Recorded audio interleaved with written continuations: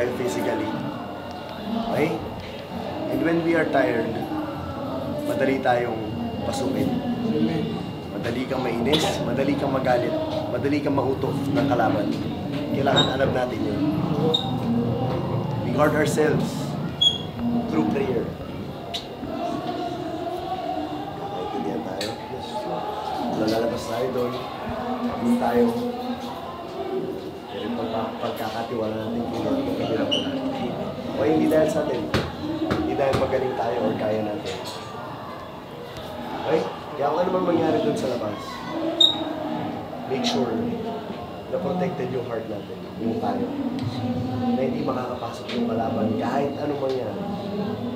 Kasi pwedeng magamit yung kakampi mo para mainis ka. Para mawala ka sa focus. Pwede rin yung kalaban yung gamitin or pwede yung audience, pwede yung referee, pwede kahit sino. But if you know the Word of God, then lagi kang silyado. Hindi tayo makapasok basta-basta. Amen. Dapat magtutulungan tayo sa kada segundo na nandito tayo. Amen? Amen. Amen. Let's pray. Father, protect us with your blood. Cover us with your blood, Father. We are tired physically. Pagod na pagod kami, Lord. Pero Lord, with you, Lord, lalaban kami, Lord. Kung ano maging resulta ng laban, Lord, ikaw na po yung bahala, Lord. Pero kung paano kami maglalaro, Lord, tulungan niyo po kami, Lord, na malakaran, Lord. Amen. Yung commitment namin sa inyo, Lord, na bitbitin at maging representative dito sa mundo na to, Lord. Lord, yung malakaran namin, Lord, kada hakbang, Lord, na hindi kami mawawala, Lord. Na importante, Lord, may taas, may angat yung pangalan mo sa lahat na lugar na dadali mo kami. Lord, this is for you. This is your battle, Lord. Amen. Lord, bigyan niyo kami ng lakas, Lord. Unnatural strength na hindi namang gagaling sa amin, Father. Yes, Lord. Alam namin itong laro na ito because of you. Because you are with us, Lord. And Lord, you will show us, Lord, kung sino mas sa buhay namin ngayon na pinatuloy. Kung makita ka ng mga tao sa labas, Lord, kung sino ka sa buhay namin. Lord, maraming salamat po, Lord, that we are here. Pagod man, pero ligtas kami, Lord. Lord, we are praying, Lord, to be the salt and light ngayong gabi na to, dito sa court na to. Lord, we thank you so much, Lord. We offer you everything, Father. This we pray in your mighty name, in Jesus' name. Amen. Praise the eternal name of Jesus.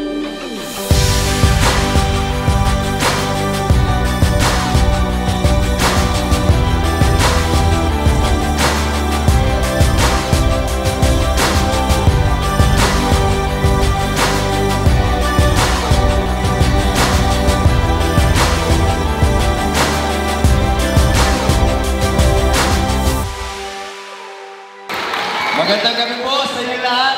First of all, maraming salamat po. And katulad po kahapon sa San Jose, Dinagat, naglaro po kami. And before we started the game, nag-share po ako ng story ko po kung bakit napunta kami dito. So, guys, etong story na ito is about Coach Mal, kung paano naging sobrang tigas yung ulo ko. Kung paano ako naging ayaw makinig. May sariling diskarte at decision. Nakilala ko po si Lord 2020.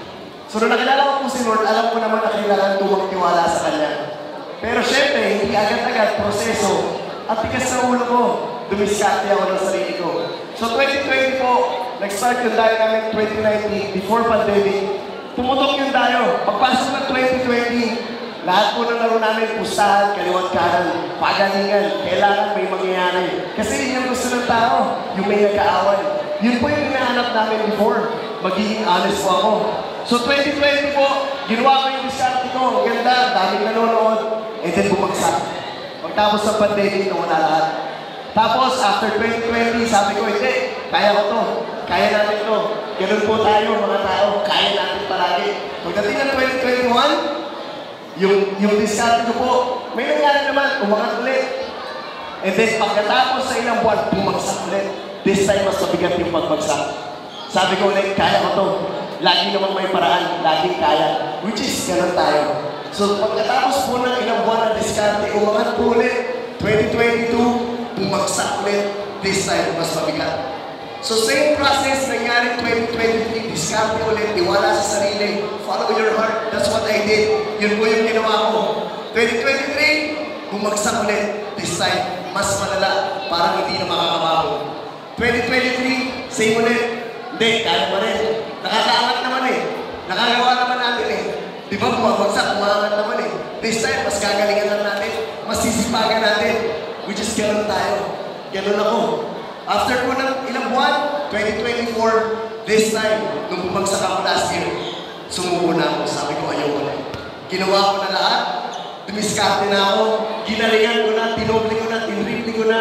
Yung pagod ko, tinripli ko na, nagpuyat na ako, nag-isip na ako ng napakaraming ideas pang sarili. And then dumating ako sa point, sabi ko, Lord, lahat ng diskarte ko walang pinuntahan. Lahat ng ginawa ko walang nangyari. Lahat ng ginawa ko napunta sa wala. Eh saka lang natin maiintindihan pag dumating tayo dun sa baba, na kahit anong pilit mong pag-akyat, babagsak at babagsak at babagsak ka if you don't have the Lord in your heart. At nakala natin, guys, maganda yung nangyayari sa atin. Pero pag bumagsak tayo, mabigat. And I'm very grateful. Sobrang blessed ako. Sabi ko, Lord, salamat. Kasi 4 na taon lang, nagpakilala ka na sa akin ng totoo. Kasi minsan, umaabot ka ng 10, 20 years, 30 years, minsan 60, 70 years old na tayo. Sa huling hininga natin, saka natin siya nakikilala. Kaya buong buhay natin ang hirap-hirap. And gusto ko po sabihin sa iyo na nung sinabi ko last year, Lord, ayoko na. Tanggalin mo na yung basketball sa akin if you want. Tanggalin mo na yung vlog if you want. Kayo na bahala. Dali mo ako sa ibang bansa. I will follow your plans. I will trust your plans. Susundan ko lahat ng gusto mong mangyari sa buhay ko. And from then on, nakabalik po yun tayo. From then on, nakabalik po ako sa pag-vlog. Pero this time, hindi stressful. Hindi na para hindi na para dumayo para ipakita yung galing. Pero dumadayo na para ipakita yung kabutihan ng Diyos sa buhay natin. And that's what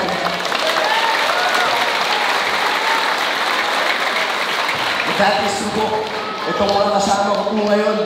Sabi ko, Lord, pati kasama ko, ikaw bahala. Tanggalin mo yung gusto mo tanggalin. Dalhin mo yung gusto mo dalhin. Basta importante ka sa'yo. In each and everyone, kasama ko po ngayon, ang videographer. I pray for those people. E kung sino man po magkakasama namin na dumadayo ngayon, we only shout the name of Jesus sa lahat na pinupuntahan namin. E binigyan po ni Lord ng pangalan, yung pangalan namin na Fino. Ang pangalan po ng team namin, Fino. For how many days, years, months, hindi namin alam ano ibig sabihin nun. Galing lang siya sa word na phenomenal. Fino, pangalan po ng anak ko. Pero wala talaga siyang connection dun sa ginagawa namin. And then the other day, the Lord revealed kung ano talaga ibig sabihin nun. Letter P, praising. Letter H, His. Letter N. Letter E, eternal. Letter N, name. Letter O, out loud. Praising His eternal name out loud. And that's what we are going to do for the rest of our lives. We are going to shout His name, Jesus, forever. And we are very proud to be called child of God. Thank you, Jesus. Thank you always. Thank you po. Thank you so much, Coach March!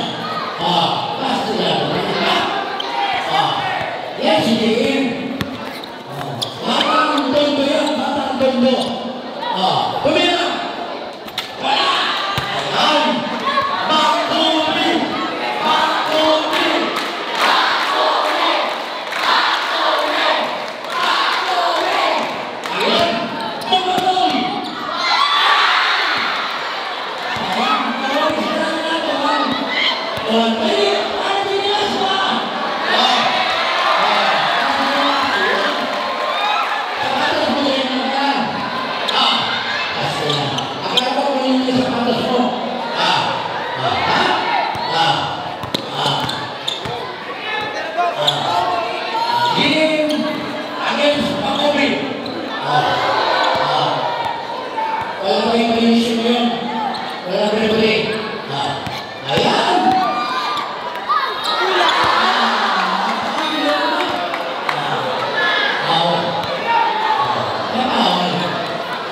Automatic.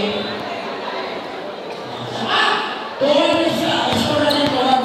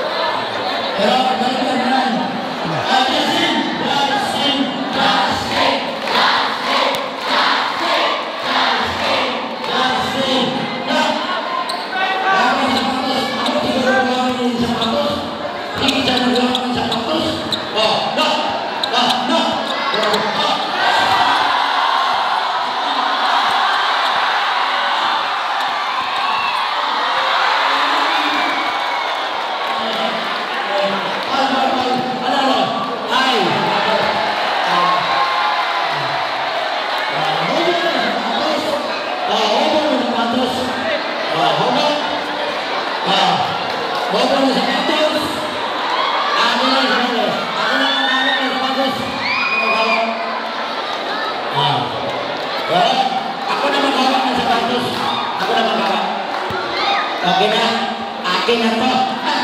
Pasti yan. Okay, nasa atas na rin si. Wow, perfect. Atas na yung atas.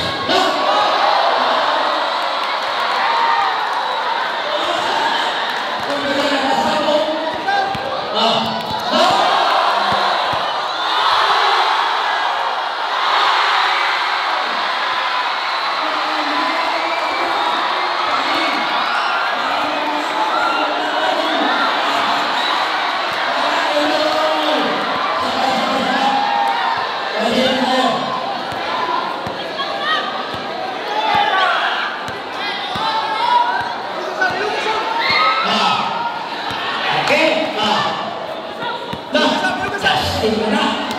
Justin Bieber.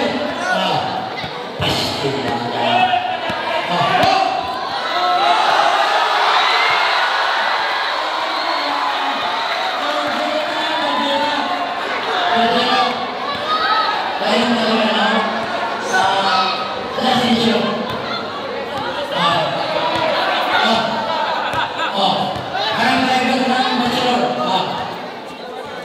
Ayun, pasti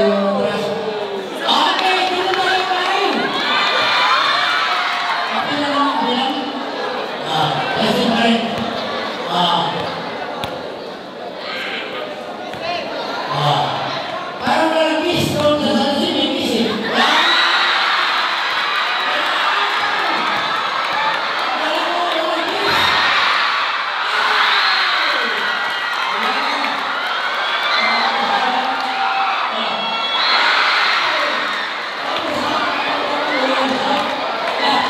Grabe ng jowa,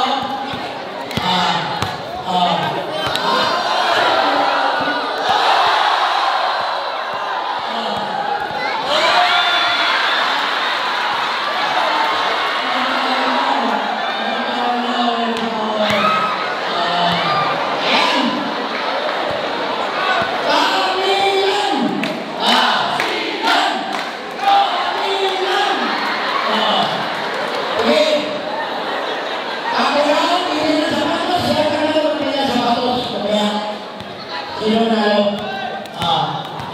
Yan. Pinsa, meron ko pinsa, may push up.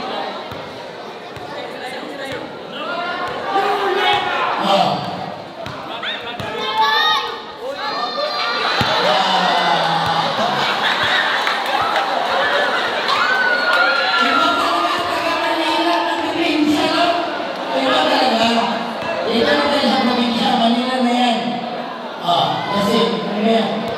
Parang